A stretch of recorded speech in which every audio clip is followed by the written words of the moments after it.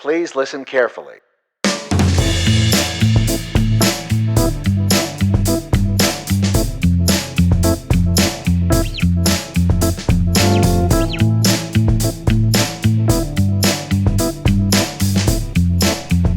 What's up, everybody? It's your old pal Dave. Welcome to Splendid. This is episode number 11. 11's my lucky number, so hopefully this is a good episode. It's been a couple weeks, I think. Been on a little bit of a mental break. I kind of mentioned in the last episode that I've been trying harder to step back from my thoughts and kind of live above them and not be involved in the thinking so much. So I've kind of dove right into that, and I've just been I don't know, being more present and chilling. It's been really peaceful, but I haven't been doing a lot of thinking, and so podcast ideas don't really, haven't been really flying at me. But I figured it was time for me to come back and get back into this again. But yeah, I just took a little me break, a little breaky time for Davey. You may notice it looks a little bit different. I decided to rearrange. I like rearranging every once in a while, keep things fresh. I've done this ever since I was a tiny child. I just like to rearrange things, redecorate. I've always really been into decorating and shit. So yeah, I kind of switched it up. I moved a futon in here. I've got a TV. I moved the desk, or the table, I guess, over into this corner. And there's just such a better energy and flow about the place. So yeah, I got a nice little appropriate spare bedroom now. If anybody ever needs a place to stay, I've got a bed. It's a futon, but still you can sleep on it. Fold that thing out. And a TV and whatever. It's not I've been in this place for almost 4 years now, which is crazy. Because I don't think I've been anywhere that long since I left my house in Portland, my parents' house. I've just kind of been jumping all over the fucking place.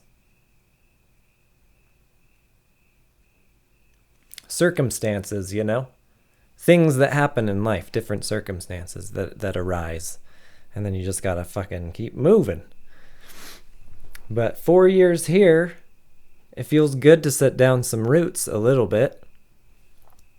And it's got everything that I need. It's two bedrooms, living room, kitchen, bathroom. It's a house, so it's got a backyard, which is really important for the poochie. So he can go out there, run around, and do his little do his poo-poos and his pee-pees.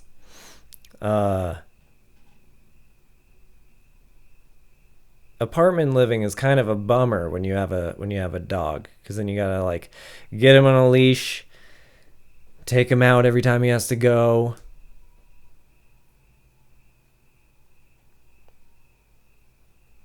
I can't imagine.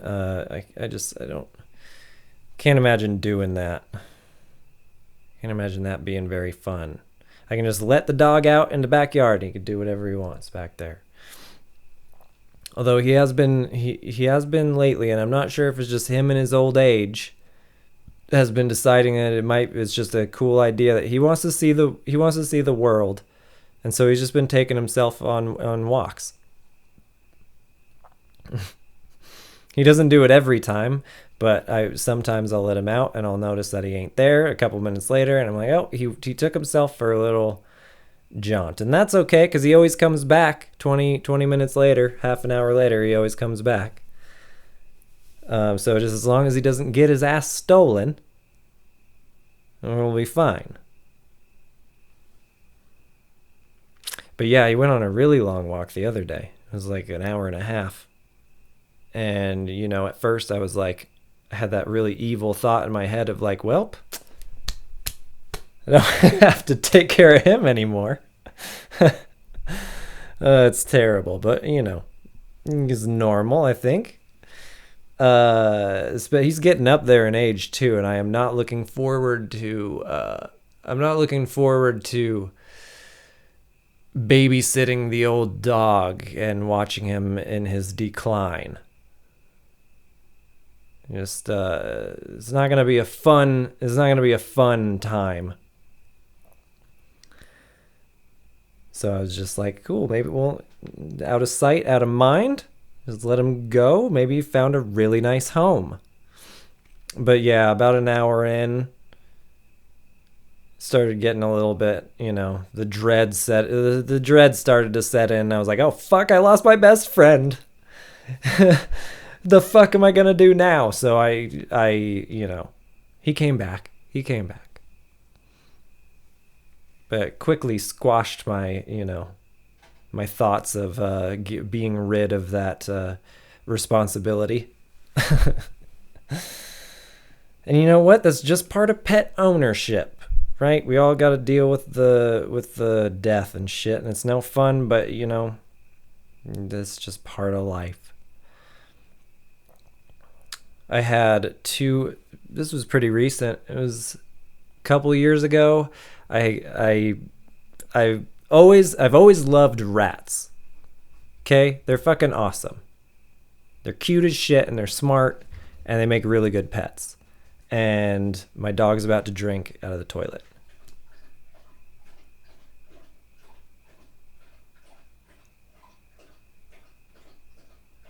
He's a filthy, vile creature. Think rats are gross? This motherfucker.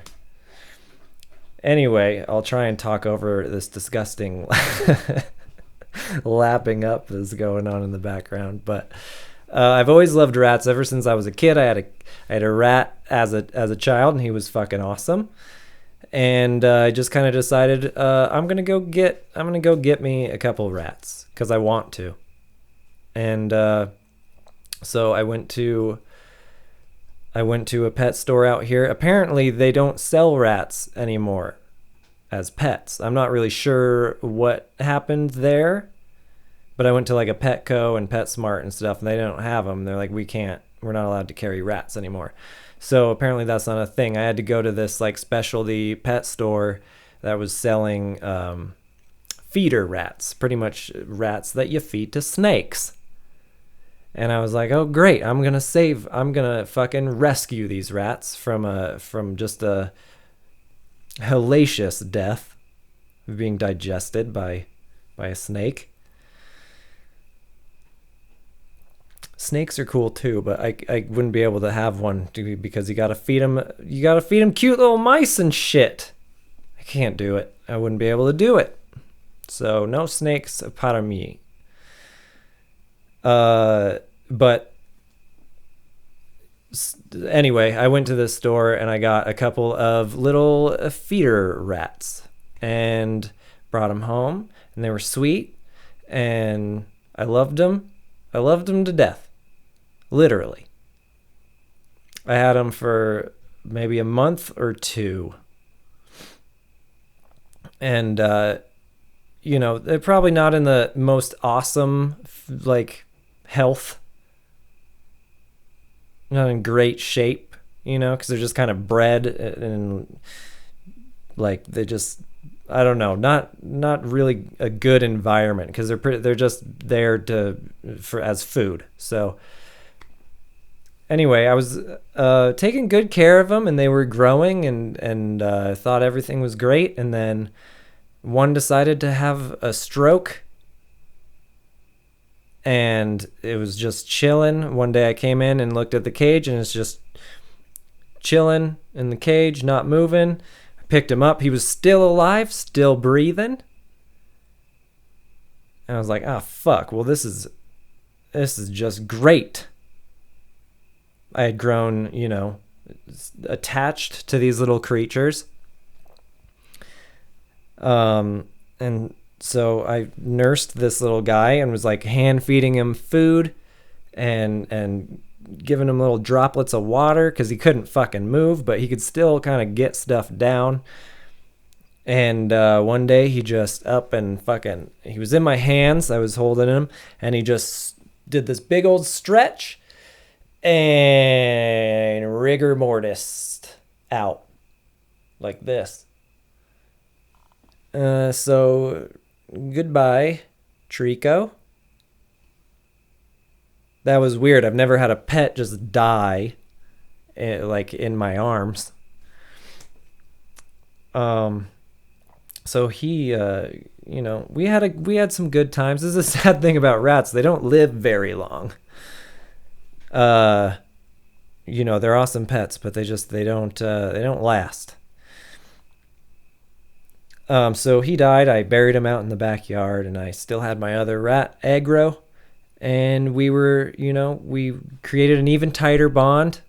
We had been through, some trauma. And one day, had him out on my couch. We were just chilling. And he fucking had a stroke too. Stop having strokes, you guys. Seriously. I can only handle so many strokes. But he just had a stroke on the couch, which was weird because he was like totally normal. And then all of a sudden, he started walking in circles. Like one half of his body wasn't working properly. So he's just like walking around in circles, which is really sad to watch because he's like, and I don't know if I'm just projecting, and I was just projecting, but he looked scared. I don't know if rats can look scared, but he looked frightened and like, what the fuck is going on? He's walking in a circle, and there was a little bit of blood coming out of his nose. And I was like, cool, that's Stroke City. So I had to keep careful eye on him.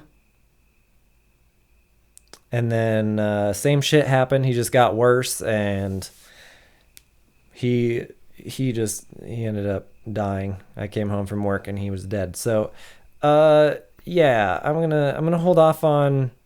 I do want a rat again. I do. I want to try it again. I want to give it another shot. But that hurt. That oddly hurt more than I don't know. I was expecting. For how long I knew them, I only had them for like a month.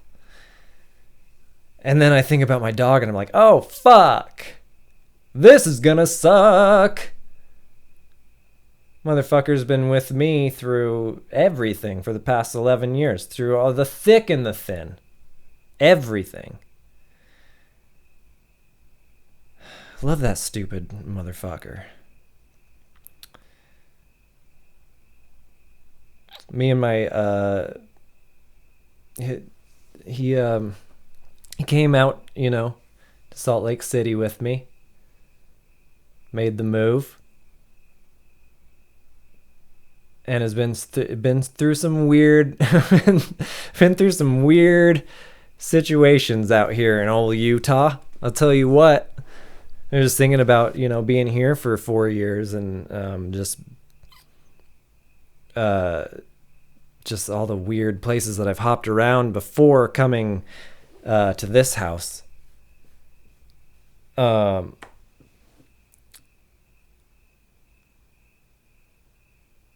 Salt Lake City. So I guess I'll back up a little, and like what brought me out here. I'll try and make this short. I don't want to get. This is a long story, kind of. If I wanted to make it long, I could, but I'll make it short.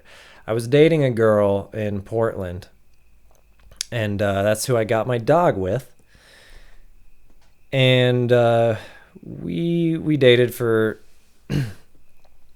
a couple years. And then broke up, and she ended up moving out here to Salt Lake City I believe for another guy. I could have that wrong, but I think she moved out here for a dude. He was a big skier, and so she moved out here. And then I had that really silly realization that sometimes people have after a breakup, where they're like, I can change. I still love you. We can make it work. We can be together forever. I had that whole thing go down, even though, I'm older and wiser now, and realize that if it doesn't work the first time, unless one of you has changed drastically, it's probably not going to work out the second time. But I was young. I got to figure shit out. So I pled my case to her, and I was like, I'm going to move out there for you, and we can be together. She had broken up with the guy she moved out here for. So yeah, I got all prepared. I liquidated my 401k. I quit my job. I bought a minivan, which, side note, biggest regret of my life is I had this fucking Toyota Previa minivan. It was the dopest fucking car ever. And I sold it, and I still, to this day. And they're hard to find. They're kind of rare, and everybody fucking loves them, so you can't, not a lot of people are selling them. Anyway, that's neither here nor there. Got the van, got all my shit, and was like, yeah, I'm ready to move out there, but I'm going to come out and visit you first, and kind of get the lay of the land, and see if I can't meet some people prior to moving out there, so I can kind of get like a little friend base, whatever. So I came out to visited her for a couple days, and one of those days we hung out with one of her friends. There's a dude, and it's obvious, right? This isn't your friend. You guys are hooking up.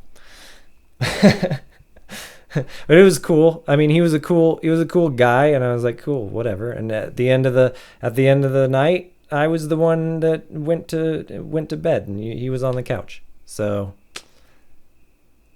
but I decided I was gonna move out. I was like, made up my mind, I'm gonna do it.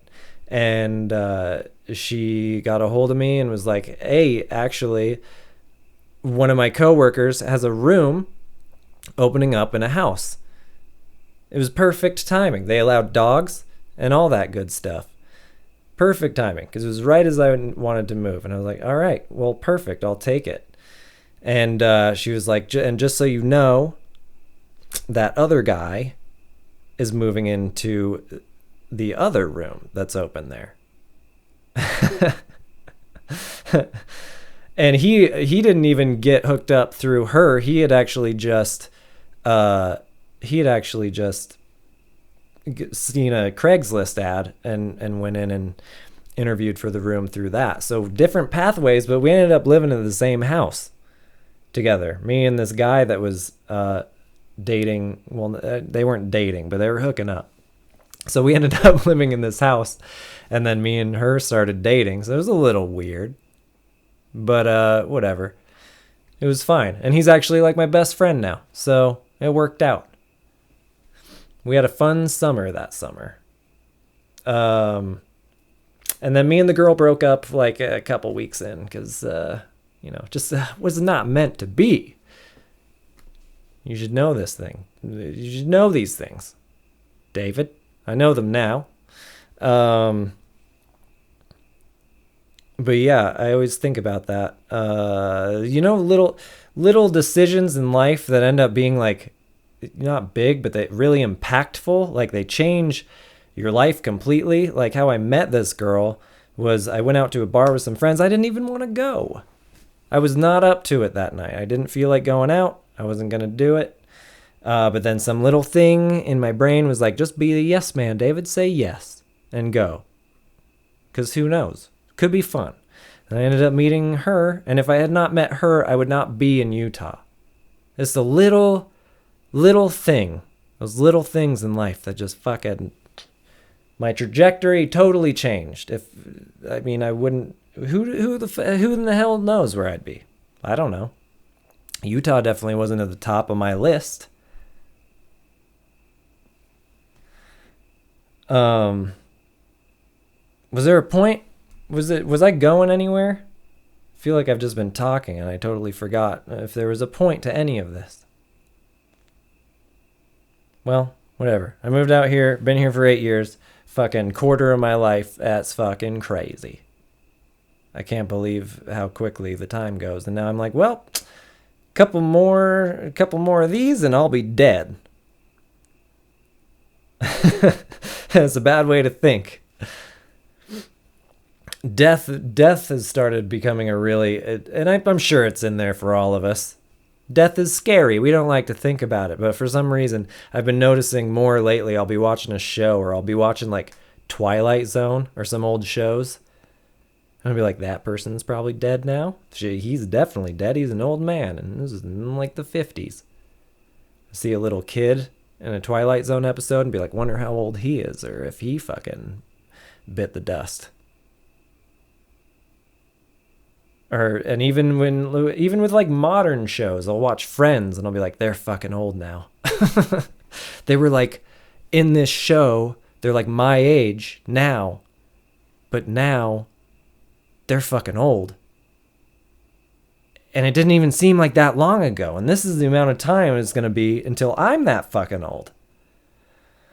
Oh, start getting into an existential crisis. I've been watching the Harry Potter movies because I've been reading the books. And yeah,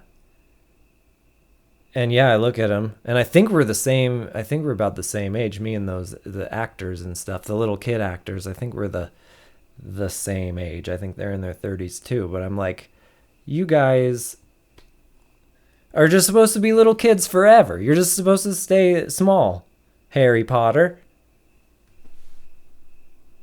Because to me, those movies don't seem that old, but apparently they is. So, yeah, I don't know if you guys do that. Think about times and stuff and like how close you are to getting old and shit. Like I think about being in Utah for 8 years, which has just gone by like that. My plan was to be out here for like a year, maybe 2. Have a fun time, experience Utah, and then go back to Portland and whatever. Now I've been out here, fucking quarter of my life already is gone. Holy shit. That's why it's crazy to think about being in this place for 4 years. And all the crazy bouncing around I've done. After I lived at that first house with that other dude, that I was talking about earlier.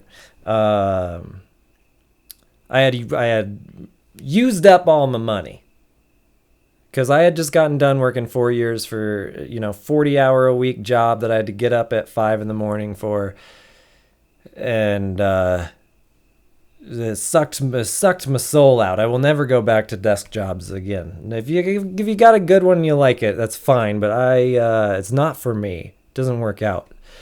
So I was over work. So when I moved out here, I had that couple grand and I just milked it as long as I could and didn't work. Had a fun summer. Had a real nice summer, but eventually the money ran out. And I wasn't very responsible about it either, because I wasn't like, oh, I've got a grand left, I should probably start looking for jobs. No, I just spent it until it was gone, and then I was like, oh fuck, can't afford to live here anymore.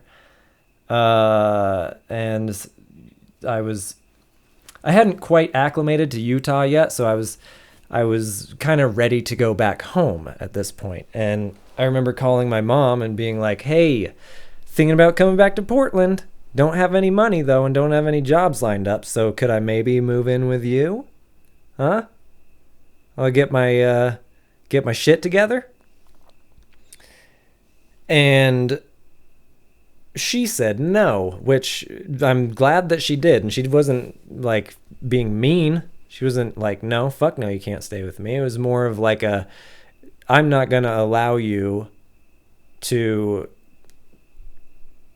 just give up and come, she wanted me to stay out here and fight through the hardship and get back on my feet on my own without me having to go, stay with mommy. So there was no ill will there. She was just like, no, you should stay, figure it out. I'm glad she did, because I did figure it out. It was fucking kind of some uncomfortable times, but that's what makes you grow, right? So I couldn't afford to live in that house I was at. So luckily I had met this other person, and she had a pretty much a glorified shed in her backyard. It was a big shed, but a shed nonetheless. And I ended up shacking up, quite literally, in there for a couple months. And during the winter months, no insulation. It was fucking cold. I was pretty much in like 4 layers at all times. Just like I don't know. I was just bundled up and could see my breath while I was sleeping. And me and Coda, my dog, just be cuddled in this shitty little shed. Didn't get laid a lot in there. And a lot of willing participants to come into the igloo, You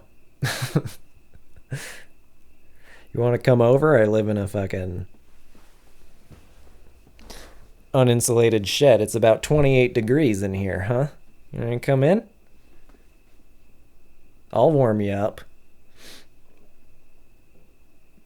But hey, I made it through, found a job, which is actually the job that I work currently. And, it's been working out. Bounced around, different interesting situations. Moved into from the ice shack, I moved into a dope house in Sugar House. If you're not from Utah, Sugar House is like a pretty desirable place to live. It's kind of the hip spot.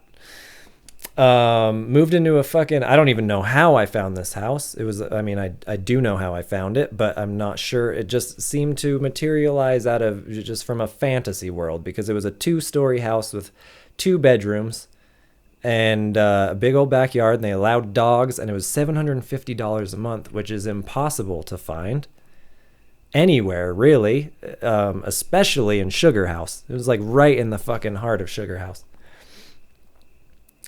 But ended up moving in there, and it was fucking sweet, but it was, alas, it was too good to be true. The fucking landlord disappeared.